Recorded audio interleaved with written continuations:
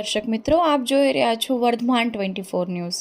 વર્ધમાન 24 ન્યૂઝને સબસ્ક્રાઇબ કરો, લાઇક અને શેર કરો. લખતર તાલુકાના સારદ ગામમાં વરસાદ સાથે કરાનો વરસાદ થતાં ખેડૂતની હાલત કફોડી.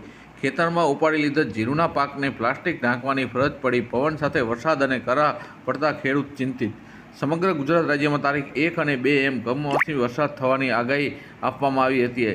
આથી ખેડૂત ચિંતિત હતા. હાલ લખતર તાલુકામાં નર્મદા નીરનો સૌથી વધુ લાભ મળ્યો હોવાથી ખેડૂતો ચોમાસું પાક લીધા પછી શિયાળુ પાક લીધો થયો હતો. ત્યારે ખેડૂત ઉપર કુદરતનો કોપાયમાન હોય તેમ ભર શિયાળે કમોસમી વરસાદની આગાહી કરવામાં આવી હતી. આથી ખેડૂત ચિંતિત હતો. ત્યારે લખતર તાલુકાના ઓળખ ગામમાં કમોસમી વરસાદ સાથે કરાનો વરસાદ પડવા લાગતા ખેતરમાં પોતાના પાક પલળતો બચાવવાની કોશિશ કરતા ખેડૂતની હાલત કફોડી થઈ ગઈ હતી. ખેડૂતને પોતાના પાકને પલળતો મૂકીને જગ્યાએ મળી તે જગ્યાએ પોતાને પલળતા બચાવવા માટે થઈ ગોઠવાઈ જવું પડ્યું.